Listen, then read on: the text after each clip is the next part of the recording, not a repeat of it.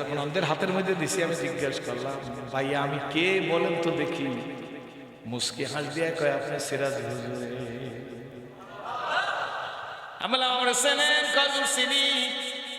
তখন আমি আশেপাশের লোকেরা বললাম, এমন অন্ধ আমার এই কণ্ঠটা শুনছে 20 বছর আগে, 20 বছর পরে আমারে বইলে ফেলাইছে সিরাজুল ইসলাম সিরাজি। কিন্তু বাবা একটা কথা, আমি দুনিয়ার সৌন্দর্য দেখি, এই অন্ধ দুনিয়ার সৌন্দর্য দেখবার পারে না। ঠিক আমার রুমাল্লা অসুবিধা হইতেছে আপনাদের? আমি শুরু করতেছি, খুব বেশি লম্বা করব। আসলে ইসলাম বুঝিও না, বুঝেই তো। ঠিক না বেঠিক জোরে কন, ঠিক না বেঠিক জোরে কন। চিনি সস্তা হইলে নারায়ণ এক ট্রাক নিয়ে যান, কিছু লাগবে। খুশি না বাজার পতাকা কাবায় উড়ে নবীজির সাথে 10,000 সাহাবী। আল্লাহু আকবার বলছেন মুখ দিয়ে। আল্লাহু আকবার। বড়কে না, বড়কে, বড়কে না আমেরিকার প্রেসিডেন্ট, না পাশে নরেন্দ্র মোদী, না আমাগরে কুদনি মেদিয়া যতই কথা কো, মমতা ব্যানার্জির গুতার চড়ে হ্যাঁ খরম ও কাঁপে। সিরিয়ার প্রেসিডেন্ট উড়িয়ে গেছে, উনি উড়িয়ে যাইতে পারে ডিউ টু টাইম, সময় কথা বলা। নাকি ভয় লাগে আপনাদের? ভয় কি আছে মিয়া? মুসলমান তো ভয় করবে একমাত্র আল্লাহকে। পারবেন? 2 হাত জায়গায় বলেন, 2 হাত। নারায়ণগঞ্জের মাটি, আমি জিজ্ঞেস করি বুড়ারা বসা, কোন কোন জওয়ান দাঁড়াই বলতে পারে জীবনটা আল্লাহর জন্য তৈরি করবো? দাঁড়াইয়ে দেখাও, দাঁড়াইয়ে দেখাও, দাঁড়াইয়ে দেখাও, দাঁড়াইয়ে দেখাও। হাত জায়গায় বলো, জীবনে কোরআনের জন্য জীবন দিতে তৈরি আছি। জোরে বললাম আলহামদুলিল্লাহ। আমাদের প্রধান অতিথি দাঁড়াই আছে, জোরে বললাম আলহামদুলিল্লাহ। খুশি না? আমরা বুঝছি আর না বুঝছি। বসেন, কবি নজরুল এই যে ভালো করে বুঝছি। আমার ধারণা, আমার দিকে তাকাই দেখেন, 10,000 সাহাবী কার সাথে? বন্ধু কাফেররা নবীজির সামনে, 10,000 সাহাবী নবীজির ডানে বামে। আল্লাহ নবী ডেকে বলে, কাফেররা আমি তোমাদের সাথে এখন কেমন ব্যবহার করব? সুবহানাল্লাহ। কাফেরদের মধ্যে শিক্ষিত জ্ঞানী গুণী লোকেরা ছিল, ডাক দিয়ে বলে, আপনি কারিম ইবনুল কারিম, ইবনুল কারিম, আপনি শরীফ খানদানের মানুষ গো, আপনি হজরে আসওয়াদের ফয়সালা করছেন। আপনি পাবলিক সমস্যা করলে তো কোনো ওয়াজি করা সম্ভব না। কি বলতেছিলাম? আপনি হজরে আসওয়াদের সমস্যার সমাধান দিচ্ছেন কারে বলে? নবীজিরে বলে। কারা বলে? কাফেরেরা বলে। কি বলেন ঠিক নেবে? ঠিক। নবী গো আপনার কাছ থেকে সেইভাবে ব্যবহার কামনা করি। সঙ্গে সঙ্গে আল্লাহ নবী একটু মুস্কি হাস দিয়েছেন। শামাইল তিরমিজি শরীফের মধ্যে আছে, নবী যদি মুস্কি হাস দিত গো, পূর্ণিমার চাঁদের চাইতে নবী পাকের চেহারা খানা উজ্জ্বল হয়ে যাইত। রহমতের রাসূল মুস্কি হাস দিয়া বলে, শোনো গো আজকে তোমরা বেকসুর খালা। ওসমান ইবনে তালহা কই, তাল ইয়া হাবিবি, সুবহানাল্লাহ, ওয়া ইন্নাকা লা আলা খুলুকিন আযীম। নবীর ব্যবহার তো নবীর ব্যবহার না। নবী ওসমান ইবনে তালহাকে ডাকতেছে, তাল তাল এদিকে আসো। ওসমান ইবনে তালহা এসে দাঁড়াইছে, হুজুরের হাতের মধ্যে চাবি। আল্লাহু আকবার। হুজুর চাবি ঘুরায় বলে, চাবিটা কিসের জানো? কাফেররা কয়, হুজুর কাবা ঘরের চাবি। আস্তে আস্তে, কিসের চাবি? আল্লাহ নবী ডাক দিয়ে বলে, ওসমান ইবনে তালহা মনে আসেনি? একদিন কাবা ঘরে ঢুকতে চাইছিলাম, সেই দিন বলছিলাম আব্দুল্লাহর ফুলাকে চাবি দেওয়া যাবে না। আব্দুল্লাহর ফুলাকে চাবি দেওয়া যাবে না। আমার দিকে তাকাই থাকেন। আব্দুল্লাহর ছেলেকে চাবি দেওয়া যাবে না, অন্যদিকে তাকাইবেন না। এই বুড়া, আপনি যদি ওইদিকে তাকান, বুড়া না তো জন মানুষ। আব্দুল্লাহর ছেলেকে চাবি দেওয়া যাবে না। আল্লাহ নবীর হাতে চাবি, কার হাতে? প্রতিশোধ নিতে পারতো কি পারতো না? রহমতের নবী ডাকতে বলে, না ওসমান ইবনে তালহা সেদিন আমি নবীকে চাবি দাও নাই, কাবা ঘরে উঠতে দাও নাই। নাও গো নাও, এ ওসমান ইবনে তালহা বেকসুর খালাস, আমি চাবি দিয়ে দিলাম। শোনো গো, তোমার হাতেই চাবি দিলাম না, কিয়ামত পর্যন্ত ওসমান ইবনে তালহার বংশের লোকের হাতে চাবি থাকবে। বন্ধুরা, ভাইরা, আমরা সেই মুসলমান। আসুন, আল্লাহ রাব্বুল আলামিন দয়া করিয়া, মায়া করিয়া, মহব্বত করিয়া আপনাকে আমাকে মানুষ হিসেবে কবুল করেছে। জোরে বলেন আলহামদুলিল্লাহ। বাবা গো, শুধু মানুষ হিসেবে না, মানুষ হওয়ার পরে আল্লাহ রাব্বুল আলামিন বিশ্ব নবীজির উম্মত হিসেবে কবুল করেছে। শুধু বিশ্ব নবীজির উম্মত হিসেবে কবুল করে নাই, আল্লাহ রাব্বুল আলামিন কোরআন শরীফ নামক কমপ্লিট কোড অফ লাইফ, মোকাম্মেল নিজামে হায়াত, পরিপূর্ণ জীবন ব্যবস্থা আমাদের দান করেছে। আজকের মাহফিলে ফুটন্ত গোলাপের মতো, সূর্যমুখী ফুলের মতো জুড়ে মিলে বসার মতো তৌফিক দিছে। আমরা আল্লাহর কাছে বলি, মালিক আমার মতো ফেরেশতারা দিলে তুমি বোবা বানাইলে বানাইতে পারতা। গতকালকের মাহফিলের আগের দিন আমাদের দক্ষিণ অঞ্চল কলাপাড়া একটা জায়গায় মাহফিলে যে মাগরিবের পরে বয়ান করছে, তারপরে আরেকজনে বয়ান করছে, এশার পরে আরেকজনে বয়ান করছে। আমি যখন ঢুকতেছি মাহফিলের মধ্যে দেখি একজন অন্ধ লোকে বয়ান করে। ওয়াজের স্টেজে আসি নাই, ওজুস্তা কইরা দেখি অন্ধ একটা ছোট্ট রুমের মধ্যে একা একা বসে রয়েছে। আমি যাই একটা সালাম দিছি, অন্ধ হাতটা বাইর করে দিচ্ছে। আমি নাম বলি, নাম। হাতটা দিয়ে যখন অন্ধের হাতের মধ্যে দিছি, আমি জিজ্ঞাসা করলাম, ভাইয়া আমি কে বলেন তো দেখি। মুস্কি হাস দিয়ে কয়, আপনি সিরাজ হুজুর। আমরা চেনেন, কদর চিনি। তখন আমি আশেপাশের লোকেরা বললাম, এমন অন্ধ আমার এই কণ্ঠটা শুনছে 20 বছর আগে, 20 বছর পরে আমার বইলে ফেলাইছে সিরাজুল ইসলাম সিরাজি। কিন্তু বাবাকে একটা কথা, আমি দুনিয়ার সৌন্দর্য দেখি, এই অন্ধ দুনিয়ার সৌন্দর্য দেখবার পারে না। ঠিক না? আমার রুমাল্লার কি রং আমি দেখি, অন্ধ দেখতে পারে না। কি বলেন, ঠিক না? ঠিক। নারায়ণগঞ্জের যুব সমাজ আল্লাহ অন্ধ বানায় নাই, বদির বানায় নাই, খানা বানায় নাই, খোরা বানায় নাই, ল্যাংড়া বানায় নাই, লুলা বানায় না, সাপ বানায় নাই, বিড়াল বানায় নাই। আল্লাহ পাক রব্বুল আলামিন একটা সুন্দর মানুষ হিসেবে কবুল করেছে। আল্লাহ যে সুন্দর মানুষ হিসেবে কবুল করলো, এই জন্য যদি আল্লাহর এখন সেজদা দিই আব্বু, এক সেজদায় যদি কিয়ামত কায়েম হয়ে যায়, আল্লাহ যে আপনাকে আমাকে একটা মানুষ হিসেবে কবুল করছে, এই শুকরিয়া আদায় করে শেষ করবার পারবো না। কেন যুবক বিপদগামী হইলি? আহা, আমি আপনাদের কাছে জিজ্ঞেস করি, 30-40 একটা নারকেল গাছের উপরে মাথায় একটা ডাব আছে, নারকেল হয়নি? জোরে কন। নারকেলটা কাটার সাথে সাথে, ডাবটা কাটার সাথে সাথে 1.5-2 গ্লাস পানি হয়নি? জোরে কন। ডকডক করিয়া খাইলে কলিজারা শীতল হয়, মনটা ভালো লাগে, প্রাণটা শীতল হইয়া যায়নি? জোরে কন। বাবাকে আমি জিজ্ঞেস করি, প্রগতির যুগ, উন্নতির যুগ, স্যাটেলাইটের যুগ, ইন্ডোস্কোপের যুগ, আল্ট্রাসোনোগ্রামের যুগ, এই যুগে গাছটাকে যদি নারকেল গাছটা 40 হাত লম্বা নারকেল গাছটা বেকু দিয়ে উঠাইয়া, মেশিন দিয়ে উঠাইয়া আখ মারাই করিয়া রস বের করে, এমন মেশিন দেখছেন নেই? এইরকম একটা বড় মেশিনের মধ্যে গোড়ার শিকড় থেকে মাইজের পাতা পর্যন্ত এই নারকেল গাছটা ঢুকাই দিয়ে যদি মারাই করা হয়, এক ফোঁটা ডাবের পানি পাবেননি। গাছটার মাথায় 40টা, 100-200 নারকেল ডাব, সবটার মধ্যেই পানি। ঠিক না বেঠিক? জোরে কন। কিন্তু শিকড় থেকে মাইজের পাতা পর্যন্ত এক ফোঁটা পানি নাই। এই 40 হাত গাছের ডাবের মধ্যে কে পানি যোগাইলো? জোরে কন, কে যোগাইলো? 40 হাত গাছটার মাথায় ডাবের মধ্যে 2 গ্লাস পানি জেনে দিল তিনি। আল্লাহ, আমার আল্লাহ, আপনার আল্লাহ। কি বলেন, ঠিক না বেঠিক? গাছটার মধ্যে পানি নাই, গাছের 40 হাত মাথা ডাবের পানি কে জোগাড় করলো? যে বুঝে সে মানুষ,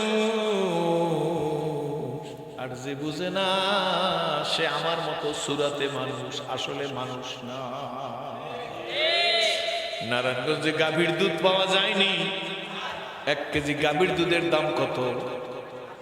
80 টাকা বা 100 টাকা। কি বলেন, ঠিক না ঠিক?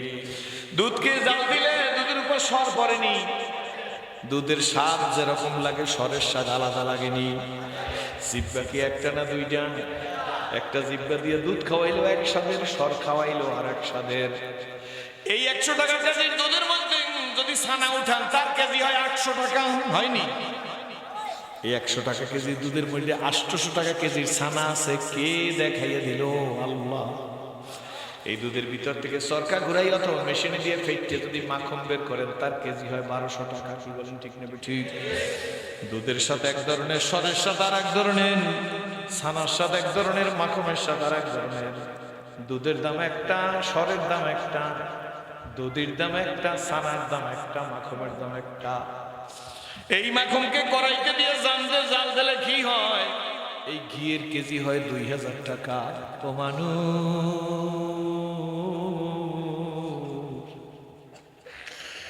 হাসিবে 100 টাকার কেজির মধ্যে সর আছে, তা তো তুই কোনোদিন কল্পনাও করো নাই। 80 টাকার কেজির দুধ দিয়ে দুধি বানাইলে তার কেজি হয় 300, দুধের থেকে ছানা উঠাইলে তার কেজি হয় 800, দুধের থেকে মাখন উঠাইলে তার কেজি হয় 1200, মাখনকে জাল দিয়ে ঘি বানাইলে তার কেজি হয় 2000 টাকা। কে খাওয়াইলো? আল্লাহ কি বলতে পারে না খাওয়াইলাম আমি?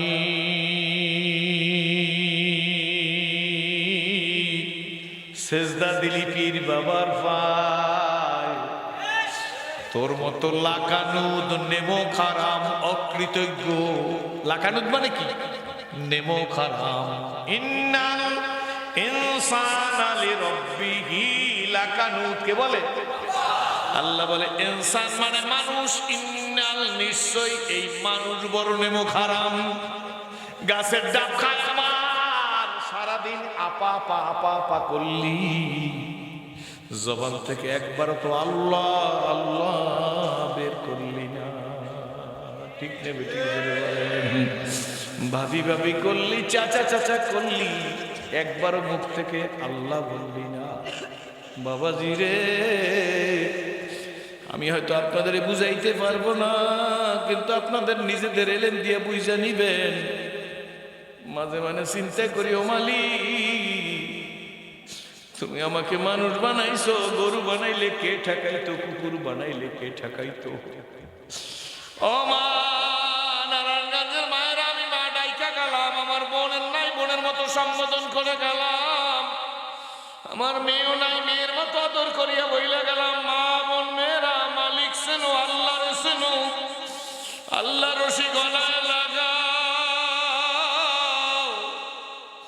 নবীজির সেনো, ইসলাম সেনো। আজকের জানুয়ারি মাসের 30 তারিখ, মনে হয় না 29 তারিখ, আজকের 30 তারিখ। গত ডিসেম্বর মাসের 21 তারিখ, গত ডিসেম্বর মাসের 21 তারিখ আমি কুড়িগ্রামে ধরলা নদীর পাড়ে, ওই যে বসিরউদ্দিন ঘুঘু মুন্সির নাম শুনছেন, এই বসিরউদ্দিন আহমেদ ঘুঘু মুন্সির কবরের পাশে জামিয়া ইসলামিয়া ফজলুল করিম রহমতুল্লাহ মাদ্রাসা, চরমনায় অগ্রাণ মাসের মাহফিলের মতো মাহফিল, সেখানে আমি বইলে আসছি। গতবারের একটা ঘটনা, আমি গত বছর এই কুড়িগ্রামের ইস্তেমায় তৃতীয় দিন প্রতি বছর বয়ান করি।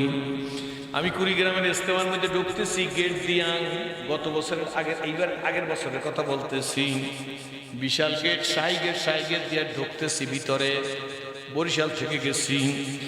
আর ওই গেট দিয়ে এক যুবক ঢুকতেছে, যুবকটার দেখি সুন্দর একটা টুপি জামা গায়ে, তার সুন্দর নতুন দাড়ি মানে দাড়ি যে নতুন গজাইছে তা তো বোঝাই যায়।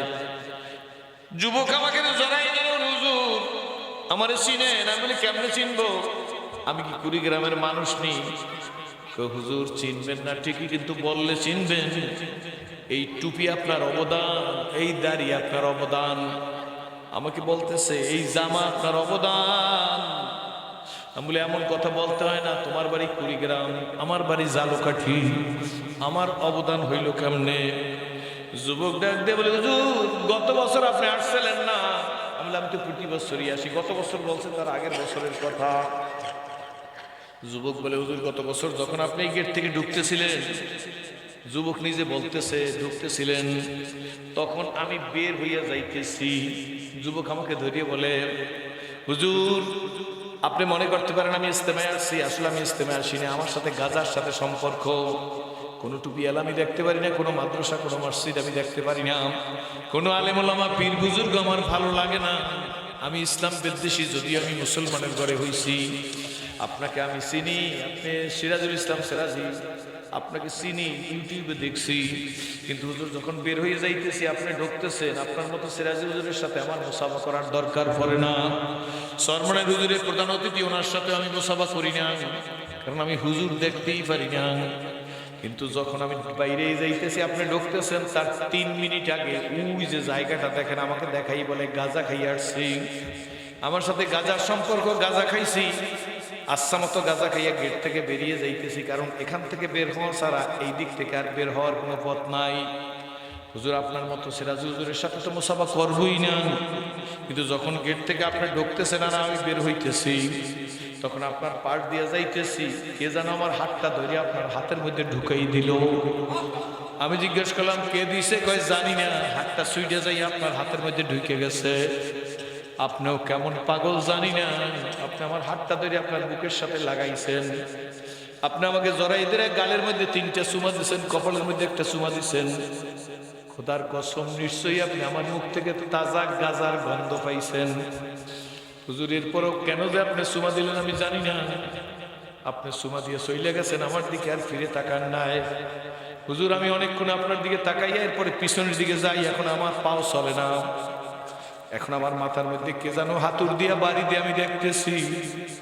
আমি বলি কিসের বাড়ি? হুজুর কে যেন আমারে বলতেছে, অমুসলিমের ছেলে ইসলাম কবুল করিয়া ধরলা নদীর পারে কুড়িগ্রামে কলেমার দাওয়াত দিতে আসছে, আর তুই মুসলমানের ঘরে হইয়া গাঁজা খাইয়া আসছো। তোর গাঁজা খাওয়া গালটায় শোভা দিচ্ছে সিরাজি হুজুরে।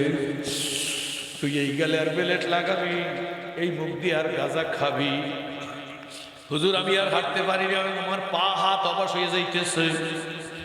বড় রাস্তা, রাস্তাটা দেখাই বলে হুজুর এই রাস্তার এই পাশ থেকে ওই পাশে গিয়া রাস্তার পাশে বইসে পড়ছি। বইসে পড়ে হুজুর ডাইন পায়ের স্যান্ডেলটা খুইলা নিজের গালের মধ্যে টাস টাস করিয়া বাড়ি দিতেছি। হুজুর বাম হাতে নিয়ে গালের মধ্যে বাড়ি দিতেছি। আমি শুনে অভিভূত হয়ে গেছি। আমি বলি কেন?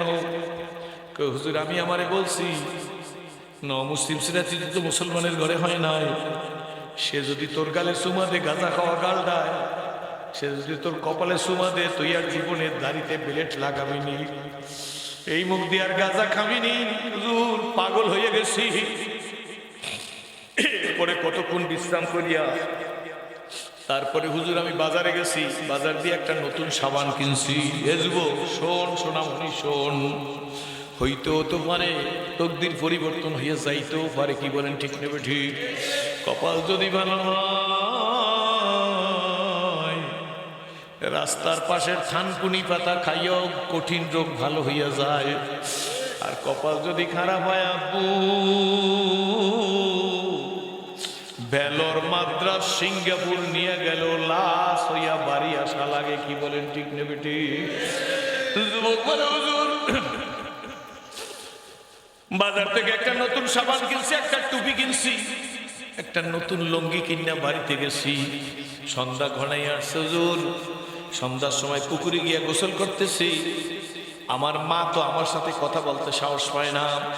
আমি বলে মা কেন তোমার সাথে কথা বলতে সাহস পাবে না? হুজুর আমি এত বড় জানোয়ার, এত বড় অসভ্য, এত বড় নাদান, এত বড় জাহান্নামী। আমি মায়ের হাত ধরিয়া টান দিছিলাম একদিন, বসি গাজার টাকা দে। মা বলে আমার কাছে টাকা নাই। মাকে শোয়াইয়ে ফেলাইছি, শোয়াইয়ে ফেলাইয়ে দৌড় দিয়ে দাও নিয়ে আসছি। দাও মায়ের গলার উপর দিয়ে বলছি গাজার টাকা দিবি না, তোরে জবাই দেব। হুজুর মা মনে করছে সত্যি বুঝি তাকে আমি জবাই দেব। মা বেহুশ হয়ে গেছে। এই ফাঁকে আমি গলার স্বর্ণের চেন ছুটেই নিয়ে বিক্রি করিয়া গাঁজা খাইছি। হুজুর এই থেকে মা আমার সাথে কথা বলে না, আমি আমার সাথে কথা বলি না। কিন্তু মাকে দেখলাম আমি যখন পুকুরে গোসল করতেছি, মা জানলা দিয়া তাকাইয়া কাঁদতেছে। কারণ হুজুর জোহরের নামাজের আগে আমি গোসল করিয়া ভাত খাইয়ে গেছি, আমি নামাজ পড়ি নাই। আমার নতুন সাবান দেখে, টুপি দেখে আমার হাতে, আমি তো টুপির জগতের লোক না। নতুন লুঙ্গি দেখে মা কাঁদতেছেন। হুজুর ঘরে আসছি, মুসাল্লা বিজাইছি, বিছাইছি, নামাজে দাঁড়াই গেছি, টুপি মাথায় দিয়া, নতুন জামা গায়ে দিয়া। হুজুর আমার 64 হাত লম্বা ঘর। মাকে শুনলাম এই মাথার থেকে একটা চিৎকার দিয়ে ওই মাথা পর্যন্ত গড়াগড়ি দিয়া, চিৎকার দিয়া ডাক দিয়া মানে আল্লাহ আমার সোনামন্দির তোমার সামনে কে দাঁড়া করাইয়া দিল? আমার সন্তান তো তোমার সেজদা দেওয়া লোক না, আমার সন্তান তো টুপির জগতের লোক না, আমার সন্তান তো নামাজের জগতের লোক না।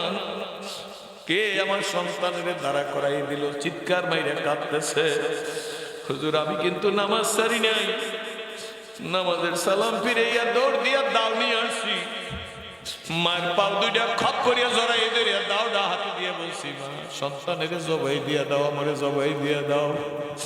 কই সেদিন বুঝলি মায়ের মা কারে বলে? মা মাথা বুকে নিয়ে কয়, বাবা তোরে কেন আমি জবাই দেব বল?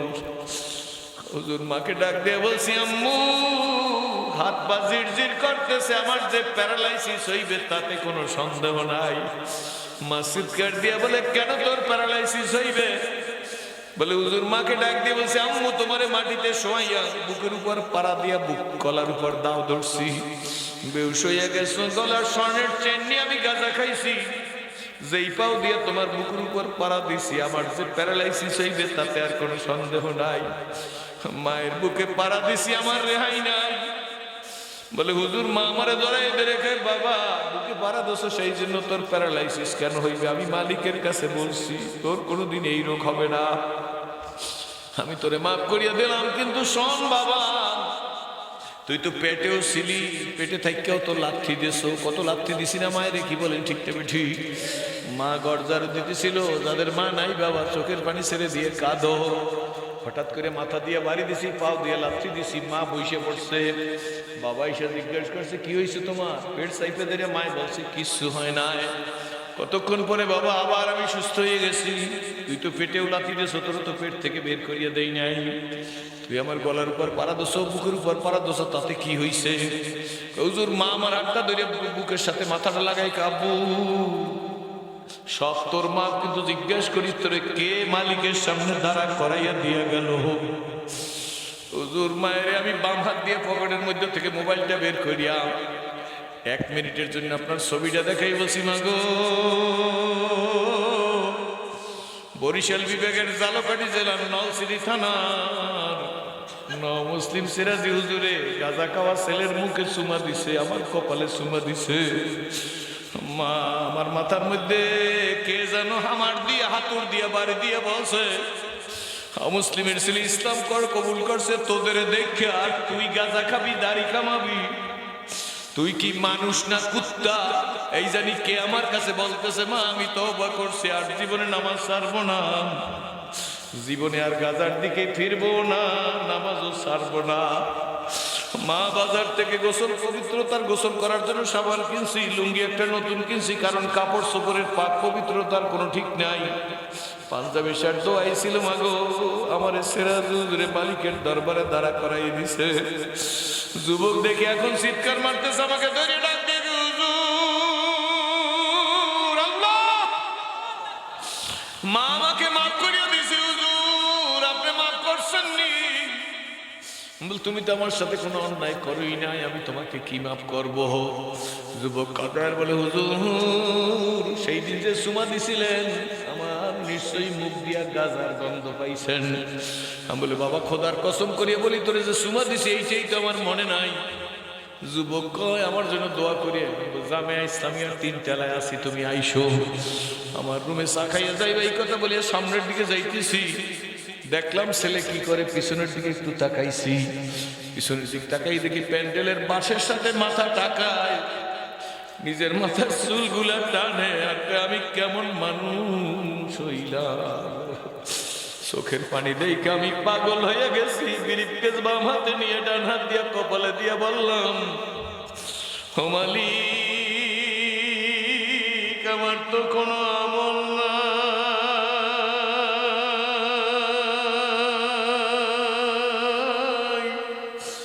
যদি আমি তোমার মহব্বতের জন্য, তোমার প্রেমে, তোমার পাগল বানাইবার জন্য চুমা দিয়া থাকি গো আল্লাহ,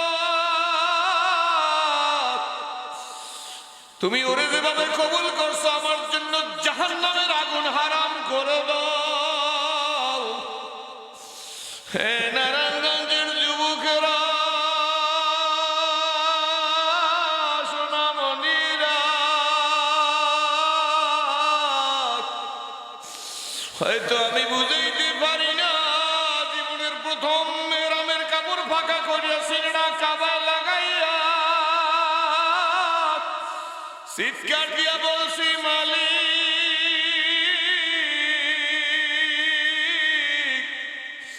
এই তোমার ঘর, এই আমার সিনা।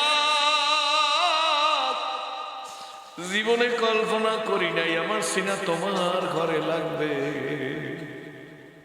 তুমি যখন আমার গলায় কোরআনের রশি লাগাইয়া টান দিয়া তোমার ঘরের কাছে আমার বুক লাগাইতে দিছো, তোমার ঘরের সম্মানের কারণে আমার জন্য জাহান্নামের আগুন হারাম করে দাও।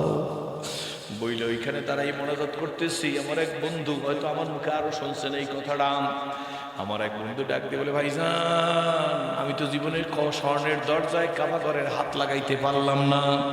আমি বলি কেন পারো না? ভাইজান আমি অনেক ছোট খাটো মানুষ একটু। আমাকে বলে ভাইজান আমি অনেক ছোট, আমি কাবা ঘরের স্বর্ণের দরজা হাতে পাই না। আপনার সাথে হজ করলে আমি মজা পাই, আপনি আমার একটু নিয়ে চলেন গিয়ে। আমি বললাম তোরে কোলে করিয়া কাবার স্বর্ণের দরজায় হাত দেওয়াবো।